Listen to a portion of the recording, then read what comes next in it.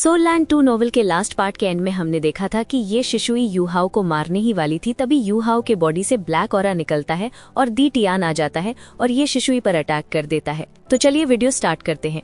जैसे ही ब्लैक और red aura आपस में टकराई, 12 टाइटल डाउलुआ पीछे की ओर धकेल दिए गए और शैटर्ड स्टार डाउलुआ ने तुरंत सबको संभाला और बोला सब लोग पीछे हटो, जितना दूर जा सकते हो जाओ। और उसने अपनी light of shattered stars release की, जिससे सबको कवर किया और पहाड़ से नीचे ले गया, क्योंकि यहाँ अगर कोई रुक गया तो सिर्फ 2 अल्टीमेट डाउलुआ की लड़ाई की शॉक वेव्स ही उन्हें मार देती। सामने ब्लैक ड्रैगन क्लॉज पीछे धकेल दिए गए, लेकिन उन पर कोई असर नहीं पड़ा। तभी यूहाओ की आवाज गूंजी, ब्लडी डीमन पपेट, यही है तुम्हारा मार्शल सोल। तुम स्पिरिट्स को निगलकर इवॉल्व करती हो। इसका मतलब तुमने सिर्फ सोल बीस्ट्स ही नहीं बल्कि अनगिनत इंसानों को भी मारा है। हर बार जब तुम ये डेथ गॉड फॉर्म लेती हो तो ना जाने कितनी इनोसेंट आत्माएं खत्म हो जाती हैं। आज मैं उनकी मौत का बदला लूंगा। और ये कहते यूहाओ ने आसमान की तरफ देखा और एक गूंजता हुआ ड्रैगन रोर छोड़ा और उसने हाथ उठाया और पीछे की स्पेस फट गई और वहां से एक विशाल ड्रैगन बाहर निकला जो काली लपटें उगल रहा था। और जैसे ही ड्रैगन फ्लेम्स आगे बढ़ी, आसपास की स्पेस टूटने लगी, पूरा पहाड़ डिस्टॉर्ट हो गया। और ये शिशुई ने पीछे मुड़कर देखा, उसके पीछे खड़ा ब्लडी डीमन पपेट लाल रोशनी में बदल गया और उसका आकार और भी बड़ा हो गया और लाल लहरें ड्रैगन फ्लेम्स को रोकने लगी और धमाकों से डेथ गॉड पगोडा हिल उठा। और ये शिशुई चीखी, बीस्ट गॉड दी टियान, ये तुम हो? और वो यकीन ही नहीं कर पा रही थी कि बीस्ट गॉड सच में यहाँ मौजूद है और यूहाओ की मदद कर रहा है। और दी टियान ने शांत आवाज में जवाब दिया, हाँ ये मैं हूँ। तुम बाकी सबको मार सकती हो लेकिन इस इंसान को नहीं। और वैसे भी सन मून एम्पायर अगर पूरे कॉन्टिनेंट पर राज करेगा तो उसका कोई फायदा नहीं होगा। और यह शिशुई ने ठंडी सांस ली, तुम्हारी ताकत वाकई डरावनी है, लेकिन मत भूलो ये तुम्हारा असली रूप नहीं है। अगर तुमने इस लड़के के शरीर पर ज्यादा देर तक जोर डाला तो वो इसे झेल नहीं पाएगा। लेकिन डी टियान ने कोल्ड आवाज में कहा, तुम जैसे इंसान मेरी ताकत समझ भी कैसे सकते हैं? और यूहाओ ने हाथ फैलाए, स्पेस फट गई और असली ड्रैगन फॉर्म बाहर निकल आया। और ये शिशुई चौंक गई, तुम स्पेस फाड़कर अपना असली रूप बुला सकते हो? ये असंभव है। और वो तुरंत रेजिस्ट करना छोड़कर लाल रोशनी में बदल गई और डेथ गॉड पगोडा के अंदर चली गई। और अगले ही पल पगोडा से हजारों स्पिरिट्स चीख उठे और एक विशाल लाल लाइट आसमान से गिरी, avenging light of the death god. और वो सीधा ड्रैगन फ्लेम से टकराई और धमाके से पूरा पहाड़ हिल उठा। असल में ये शिशुई को असली डेथ गॉड लाइट के लिए समय चाहिए था। इस बार उसने कंप्रेस्ड स्पिरिट्स इस्तेमाल किए और काले ड्रैगन फ्लेम्स और अवेंजिंग लाइट की टक्कर से पूरा पहाड़ तबाह हो गया और डेथ गॉड पगोडा लाल रोशनी में बदलकर सीधे सन मून एम्पायर की ओर भाग गई। और यूहाओ ने उसका पीछा नहीं किया। उसके पास दी टियान खड़ा था और दी टियान ने गहरी आवाज में कहा, तुमने बहुत ताकतवर दुश्मन छेड़ दिया है। अगर मैं असली रूप में ना आता तो वो कभी पीछे नहीं हटती। और यूहाओ ने शांत लहजे में कहा, तुमने मेरी 2 बड़ी अपॉर्चुनिटीज छीन ली थी। अब इस क्रिटिकल वक्त पर तुम्हें मदद करनी ही थी।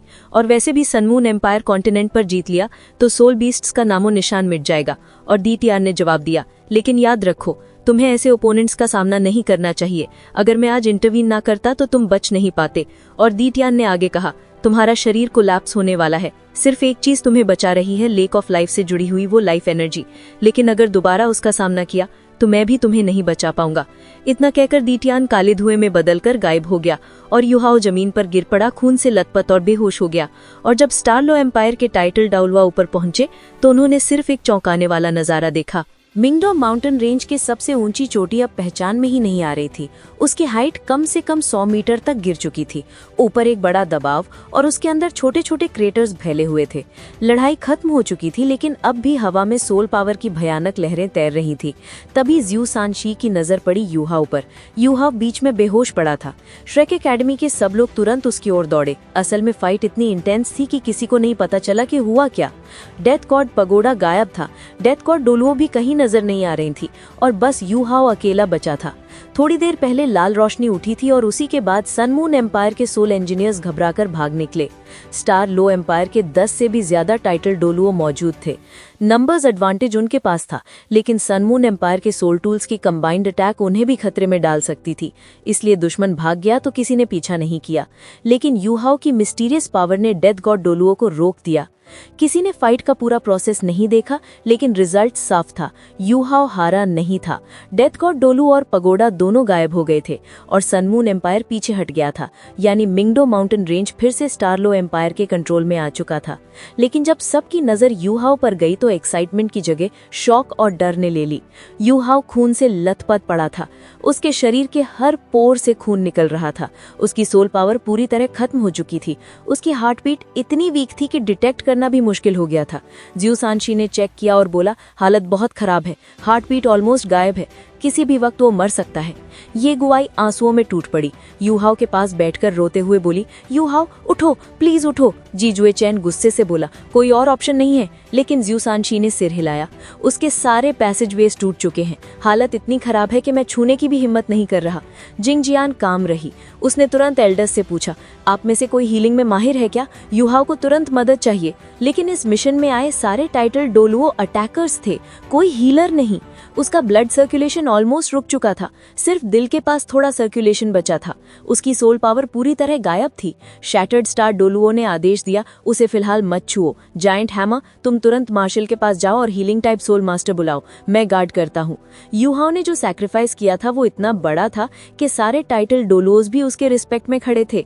सबको साफ था यूहाओ ने बोरोड पावर यूज की थी, लेकिन उसी बोरोड पावर से उसने अल्टीमेट डोलुओ तक को रोक दिया। तंगुरतोंग उसके पास खड़ी रही। वो रोई नहीं, लेकिन उसके दिल में वही पल घूम रहा था जब यूहाओ ने खुद को उसके लिए सैक्रिफाइस कर दिया था। इसी बीच हीलिंग टाइप सोल मास्टर्स की टीम आ पहुंची। उनके साथ खुद व्हाइट टाइगर ड्यूक भी थे। उनके साथ एक हीलिंग टाइप टाइटल डोलुओ और करीब 16 हीलिंग मास्टर्स आए। जैसे ही उतरे, व्हाइट टाइगर ड्यूक ने सबसे पहले पूछा, यूहाओ कहाँ है? जिऊ सांशी और बाकी सब उन्हें यूहाओ तक ले गए। वो एल्डरली टाइटल डोलुओ जिनके सफेद बाल और झुर्रियों से भरा चेहरा था, आगे बढ़ी और उन्होंने अपना हाथ उठाया। तुरंत हल्की हरी रोशनी का एक बैरियर यूहाओ के चारों तरफ बन गया। जिऊ सांशी कांपती आवाज में बोला, ड्यूक प्लीज यूहाओ को बचा लीजिए। व्हाइट टाइगर ड्यूक ने बिना सोचे कहा, चिंता मत करो, मैं पूरी कोशिश करूंगा। यूहाओ हमारी एम्पायर का हीरो है। फिर उन्होंने सबको बताया, यूहाओ का इलाज अब वांग सियानेर करेंगी। वो इंपीरियल श्राइन की हॉल मास्टर हैं। जितना भी बड़ा घाव हो, अगर इंसान सांस ले रहा है तो वो उसे बचा सकती हैं। शिव सांशी ने जैसे ही वैंग शियांगर नाम सुना, तुरंत पूछा, क्या आप इमॉर्टल डॉक्टर वैंग शियांगर की बात कर रहे हैं? और व्हाइट टाइगर ड्यूक ने सिर हिलाकर हाँ कहा। तो शिव सांशी ने बाकी सबको समझाया, एल्डर वैंग शियांगर दुनिया की top healing type soul master है और उनका मार्शल सोल है हीलिंग एंजल। और तभी वैंग शियांगर के हाथों की ग्रीन लाइट धीरे धीरे सिमट गई और चेहरे की झुर्रियां और गहरी हो गई और वो बोली, इस छोटे लड़के की चोटें बहुत अजीब हैं। और टैंग वू टोंग तुरंत पूछी, कैसी अजीब? और एल्डर ने समझाया, उसके पैसेजवेज लगभग टूट चुके हैं, खासकर मेन पैसेजवेज। जख्म बहुत गंभीर हैं। लगता है किसी इमेंस फोर्स ने पूरे शरीर को झकझोर दिया, जिससे पैसेजवेज फट गए। सामान्य तौर पर तो उसका शरीर टुकड़े टुकड़े हो जाना चाहिए था, उसके जिंदा रहने की कोई संभावना नहीं थी। लेकिन आश्चर्य ये है कि उसके मुख्य अंग बिल्कुल ठीक हैं और टूटे हुए पैसेजवेज भी परमानेंट डैमेज नहीं है, वो बस अस्थायी रूप से ब्लॉक्ड हैं। खून उनमें फंसा हुआ है, बह नहीं रहा। और सबसे बड़ी बात, इन डैमेज्ड पैसेजवेज के अंदर बहुत स्ट्रॉन्ग लाइफ एनर्जी है, वो खुद रिकवर कर रहे हैं। ऐसा नज़ारा मैंने कभी देखा या सुना नहीं। मुझे लगता है कि यूहाओ के पास एक्स्ट्रा ऑर्डिनरी लाइफ एनर्जी है, यही उसकी बॉडी को बचा रही है। इसके अलावा कोई फोर्स है जो उसके शरीर की रक्षा कर रही है। और व्हाइट टाइगर ड्यूक ने जल्दी से पूछा, तो हमें क्या करना होगा, इसे कैसे हील करेंगे? तो इमॉर्टल डॉक्टर दाउलुओ ने सिर हिलाया और कहा, इसे हील करने की जरूरत ही नहीं है। और सब चौंक पड़े। क्या? तो एल्डर ने हाथ उठाकर समझाया, गलत मत समझो, मेरा मतलब है कि वो खुद रिकवर कर लेगा, बस उसे थोड़ा समय चाहिए। मैं उसकी लाइफ एनर्जी को स्टिम्युलेट कर दूंगी, थोड़ी लाइफ एनर्जी उसमें इंजेक्ट करूंगी, इससे उसकी रिकवरी तेज हो जाएगी।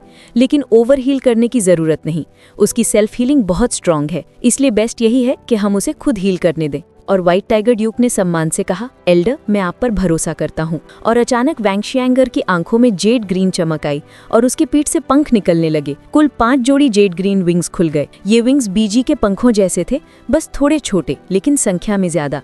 और जैसे जैसे हर जोड़ी विंग्स निकलती गई, हवा में लाइफ एनर्जी और गाढ़ी होती गई। पूरा माउंटेन टॉप लाइफ एनर्जी से भर गया और जैसे जैसे पंख खुलते गए वो और जवान दिखने लगी। और उसने हाथ उठाया, तुरंत ही इंटेंस ग्रीन लाइट यूहाओ के शरीर की तरफ बहने लगी। यूहाओ का शरीर धीरे धीरे चमकने लगा, उसका पूरा शरीर लाइफ ऑरा से भरने लगा। सारे इम्प्योरिटीज काले धुएं की तरह निकलकर हवा में गायब हो गए। अब यूहाओ का पूरा शरीर हरे रंग की रोशनी से चमक रहा था, वो क्लियरली अब्सॉर्ब कर रहा था। एल्डर की लाइफ ऑरा धीरे धीरे यूहाओ की अपनी ऑरा भी सामने आने लगी। वो अब पूरी तरह अपनी हीलिंग एंजल फॉर्म में थी।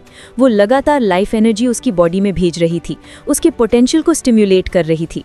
और अचानक यूहाओ के माथे पर रोशनी निकली, उसका आई ऑफ डेस्टिनी एक्टिव हुआ, लेकिन इस बार वो पूरी तरह जेड ग्रीन था। जैसे ही ये लाइट फैली, यूहाओ का शरीर एक विशाल वर्लपूल बन गया और एल्डर द्वारा छोड़ी गई सारी लाइफ ऑरा को निगलने लगा। वैंग शियांगर दंग रह गई, एक सोल सेज इतनी स्पीड से लाइफ एनर्जी अब्सॉर्ब कर रहा है, ये क्या है? क्या वही पावर सोर्सेज की रक्षा कर रही है? लेकिन शॉक होने के बावजूद उसने अपनी एनर्जी आउटपुट और बढ़ा दी और इमॉर्टल डॉक्टर दालू हवा से लाइफ एनर्जी खींचकर हील कर सकती थी। युहाओ का शरीर लगातार बदल रहा था। उसके पैसेजवेज तेजी से हील होने लगे। उसकी बॉडी का हर हिस्सा रिकवर कर रहा था।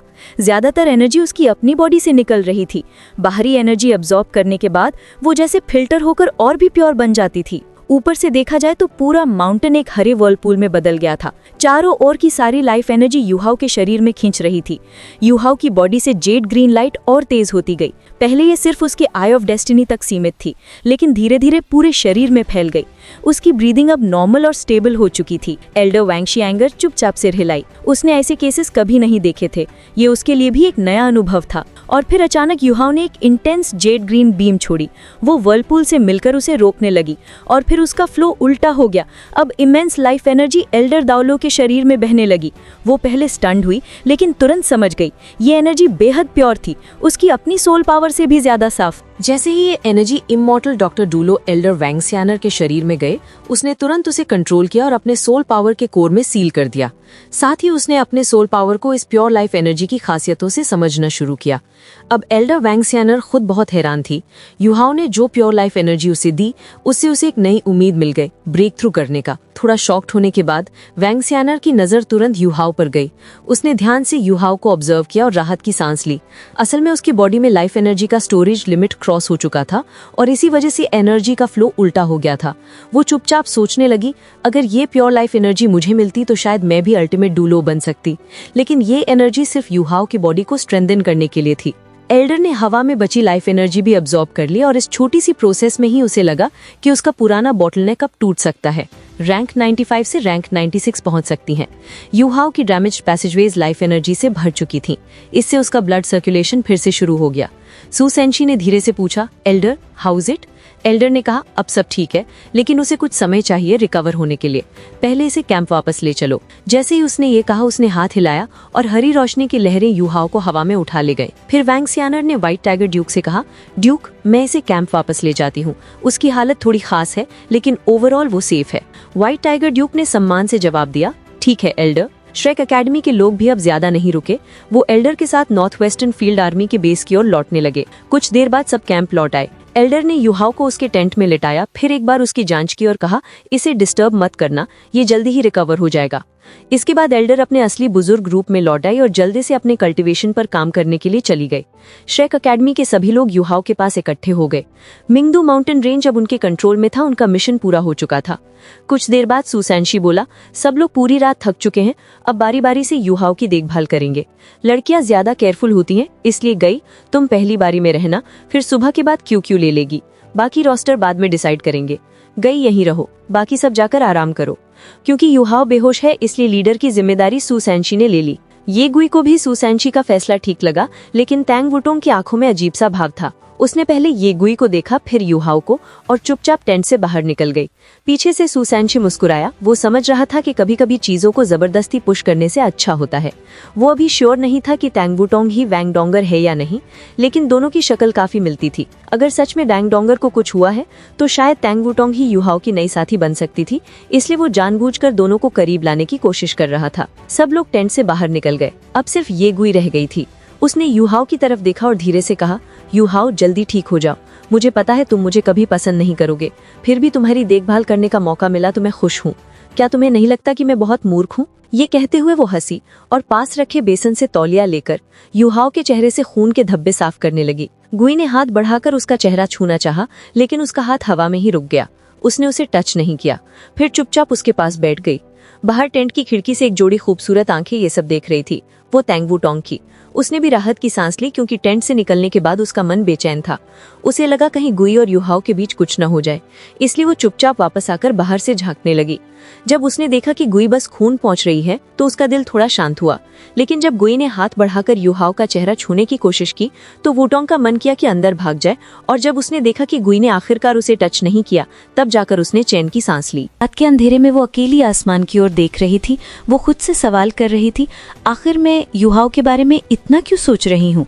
क्या सच में मैं जेलस हो रही हूँ, या सिर्फ इसलिए क्योंकि उसने मुझे बचाया? नहीं, वो तो बस एक ऑर्डिनरी इंसान है और वैसे भी उसकी पहले से एक लवर है। बस सो जाओ वो तोंग, सो जाओ। लेकिन जब वो अपनी टेंट की ओर लौटती है उसके कदम बहुत भारी और धीमे थे। अब सीन आता है सुबह का। इमॉर्टल डॉक्टर दुलुआ यानी वोंग शेनर यूहाओ को चेक करने आती हैं। वो बहुत खुश हैं क्योंकि कल रात यूहाओ की प्योर लाइफ एनर्जी अब्सॉर्ब करके उन्होंने आखिरकार अपना बॉटलनेक तोड़ दिया था। हाँ, रैंक 95 से रैंक 96 तक वो पहुंच चुकी है। यूहाओ की हालत भी स्टेबल थी। उसके पैसेज बेस डैमेज तो हुए थी लेकिन एक खास वजह से रिकवरी बहुत फास्ट हो रही थी। यहाँ पर आती है ये गुई। उसने पूरी रात नींद नहीं ली थी। जैसे ही एल्डा ने सिर हिलाकर पॉजिटिव सिग्नल दिया वो तुरंत पूछ बैठी, एल्डा यूहाओ कैसा है, क्या वो ठीक हो जाएगा? एल्डा मुस्कुराती हैं और कहती हैं, लड़की तुम्हें इमोशंस कंट्रोल करना सीखना होगा। तुम्हारे मार्शल सोल और मेरे सोल का ओरिजिन शायद सेम है, तो चलो मैं तुम्हारी थोड़ी मदद करती हूँ। और एल्डा हल्के से अपना हाथ येगुई के सीने पर रखती हैं। अचानक एक ठंडी सोल पावर उसके शरीर में फैल जाती है। येगुई को लगता है जैसे पूरा बॉडी हल्का हो गया हो। फिर एल्डा सॉफ्टली कहती हैं, लड़की मैं साफ देख सकती हूँ तुम उसे सच में पसंद करती हो, लेकिन वो उसके दिल में पहले से कोई है। येगुई की आंखें लाल हो जाती हैं। धीरे से वो एडमिट करती है, हाँ मैं उसे ब्लेम नहीं करती। इसी बीच टेंट का पर्दा उठता है और नान क्यू क्यू अंदर आती है। इतनी खुशी किस बात की है? क्या यूहाओ ठीक है? जब वो देखती है कि हालत सेम है तो थोड़ा डिसअपॉइंटेड होती है। एल्डा हंस पड़ती है, एक और लड़की आ गई। इतने सारे लड़के बाहर हैं लेकिन सबको यही एक पसंद है। नान क्यू क्यू तुरंत डिफेंसिव मोड में, नहीं एल्डर मुझे कोई लाइकिंग नहीं है, ये तो सिस्टर गुई है जिसे पसंद है। एल्डा हंसकर कहती है, मैं बूढ़ी हूँ, अंधी नहीं। फिर एल्डा चली जाती हैं और टेंट में रह जाती हैं सिर्फ येगुई और नान क्यू क्यू। दोनों एक दूसरे को देखकर हंस देती हैं लेकिन उनकी नजरें फिर से यूहाओ पर टिक जाती है। नान क्यू क्यू होंठ सिकोड़ते हुए कहती है, आखिर इसमें खास क्या है? इतना मिस्टीरियस बना रहता है, अभी 20 का भी नहीं हुआ लेकिन हर वक्त बड़े बूढ़ों जैसा बिहेव करता है। येगुई मुस्कुराकर चिढ़ाती है, मुझे तो याद है कभी किसी ने कहा था कि उसे मैच्योर और केपेबल लड़के पसंद है। नान क्यू क्यू का चेहरा लाल, किसने कहा? मैंने नहीं कहा, कोई चांस नहीं। दोनों हंस देती है लेकिन फिर सीरियस हो जाती है। येगुई सॉफ्टली कहती है, यूहाओ सच में बहुत दुखी है। डोंगर के कोमा में जाने के बाद से उसका पूरा दिल टूट चुका है। अब तो वो पहले जितना कंपोज्ड भी नहीं रहा। मुझे लगता है कभी कभी उसके जीने की इच्छा भी कम हो जाती है। नान क्यू क्यू चौंकती है, लेकिन वो तो फ्यूचर सी गॉड्स पवेलियन का हॉल मास्टर है, फिर दुख किस बात का? येगुई आ भरती है, यही तो प्रॉब्लम है। यूहाओ सिर्फ वोंग डोंगर से ही प्यार करता है। क्यूआर जैसी लड़की ने उसके लिए अपनी जान तक दे दी लेकिन फिर भी उसका दिल नहीं बदला। नान क्यू क्यू धीरे से कहती है, तो इसका मतलब हमें कोई चांस नहीं है। येगुई हल्के से मुस्कुराती है, हाँ बस यही सच है, हमें उसे बस शुभकामनाएं ही देनी चाहिए। और इस पूरे कॉन्वर्सेशन को टेंट के बाहर खड़ी हुई तांग बुतोंग ने सुना। वो अंदर नहीं गई, बस चुपचाप खड़ी रही और फिर अकेले वहां से चली गई। उसके दिल में एक अजीब लोनलीनेस भर गई थी। फिर दिन भर यूहाओ की देखभाल डिफरेंट कंपेनियंस ने की। सुबह येगुई, फिर नान, फिर जिंगजियान और रात होते होते सुसैनशी ने। तांग बुतोंग को ऑर्डर दिया, डिनर के बाद थोड़ा रेस्ट कर लेना, फिर जियान को रिप्लेस करना। टैंग वुटोंग थोड़ी देर के लिए चुप रही, फिर हल्की सी मुस्कान के साथ बोली, मैं ठीक हूँ। सिउसानशी तुरंत बोला, अच्छा है। एल्डर डॉक्टर डोल्वो ने कहा है कि यूहाओ के पैसेजवेज लगभग जुड़ चुकी हैं, लेकिन पूरी तरह रिकवर होने में समय लगेगा। अभी उसकी शर्ट खून से भीगी हुई है जो उसके शरीर के लिए सही नहीं है। आज रात तुम उसकी शर्ट बदलने में हेल्प कर देना, लेकिन ध्यान से। टैंग वुटोंग ने बिना सोचे हाँ कर दिया, लेकिन जाते जाते उसे एहसास हुआ कि किसी लड़के की शर्ट बदलना इतना आसान नहीं होगा। मगर तब तक सांची जा चुका था, वो चाहकर भी उसे रोक ना पाई। सांची जाते जाते हल्का मुस्कुराया और मनी मन बोला, यूहाओ मैंने तेरे लिए इतना कुछ किया है, तो बस जल्दी से रिकवर हो जा। डिनर के बाद टैंग वुटोंग अपने टेंट के लौटी। 2 घंटे रेस्ट करने का वक्त था मगर उसका मन बिल्कुल शांत नहीं था। बार बार घड़ी देखती रही जैसे चाहती हो कि समय जल्दी बीत जाए। आखिरकार 2 घंटे पूरे हुए और वो यूहाओ के टेंट की तरफ बढ़ी। वहाँ जिंग जियान खड़ी थी। उसने मुस्कुराकर कहा, वुटोंग तुम आ गई, सब ठीक है, अब वो तुम्हारे हवाले। टैंग वुटोंग ने सिर हिलाया और जियान चली गई। अब यूहाओ के पास सिर्फ वो थी। उसकी सांसें तेज हो रही थी। क्या सच में मुझे पूरी रात उसके साथ रहना होगा? फिर खुद को समझाया, कुछ नहीं होगा, कल रात तो ये गुई ने भी किया था, मैं भी कर सकती हूँ। यूहाओ गहरी नींद में था, चेहरा पीला मगर पहले से बेहतर, लेकिन शर्ट अब भी खून से भीगी हुई थी। उसके गाल लाल हो गए। उसने पानी और टॉवल तैयार किया। धीरे धीरे यूहाओ की शर्ट के बटन खोले। उसके हाथ कांप रहे थे, चेहरा और भी लाल हो गया। नर्वस होने के बावजूद उसने हिम्मत की। सोल पावर से यूहाओ को हल्का उठाकर शर्ट उतार दी। शरीर पर सूखा हुआ खून जम चुका था। उसने गीले टॉवल से धीरे धीरे साफ करना शुरू किया। रेडियंट ड्रैगन गॉड्स बटरफ्लाई समन की और उसकी मदद से यूहाओ को हवा में टिकाकर उसकी पीठ तक भी साफ कर दिया। उसका दिल भर आया। ये कितनी गंभीर चोटें हैं। काम पूरा कर वो लंबी सांस छोड़कर हल्का मुस्कुराई। लगता है मैं दूसरों की देखभाल कर सकती हूँ। पापा को पता चला तो क्या कहेंगे। लेकिन नजर युहाओ की ब्लड स्टेन्ड पैंट्स पर पड़ी और वो ठिठक गई। ऊपर तो साफ कर दिया, अब नीचे करूं या ना करूं। थोड़ी देर सोचने के बाद उसने ब्लैंकेट खींचा और हिम्मत से पैंट्स भी बदल दी। सोल पावर से बॉडी उठाकर पैरों और बाकी हिस्सों को साफ किया। वो इतनी शर्मिंदा और नर्वस थी कि स्यू सांची को बुला लिया। सांची ने आकर हंसी दबाई और कहा, सब ठीक है ना वुटोंग, अगर चाहो तो मैं संभाल लूं। टैंग वुटोंग ने सिर झुकाकर धीरे से कहा, नहीं सीनियर स्यू, मैं कर लूंगी। सांची मुस्कुराया और बाहर चला गया। अब टैंग वुटोंग फिर युहाओ के पास बैठ गई। वो हल्का मुस्कुराई और युहाओ को देखकर बोली, ये लड़का सच में मुझे थका देता है। जब ये जागेगा तो मैं इसे अच्छी तरह सुनाऊंगी। धीरे धीरे नींद ने उसे भी घेर गया। रात गहरी हो गई। अचानक युहाओ का हाथ हिला। उसकी उंगलियां टैंग वुटोंग की उंगलियों से टकराईं और उसने अनजाने में उसका हाथ पकड़ लिया। युहाओ के सपनों में सारे पुराने पल लौट आए। उसका दर्द भरा बचपन, श्रेक एकेडमी की ट्रेनिंग, वैंग डोंगेर के साथ बिताए हुए लम्हे। गाइज, अगर आपको वीडियो पसंद आई हो तो लाइक, कमेंट और शेयर जरूर करें और हाँ, चैनल को सब्सक्राइब करना मत भूलना।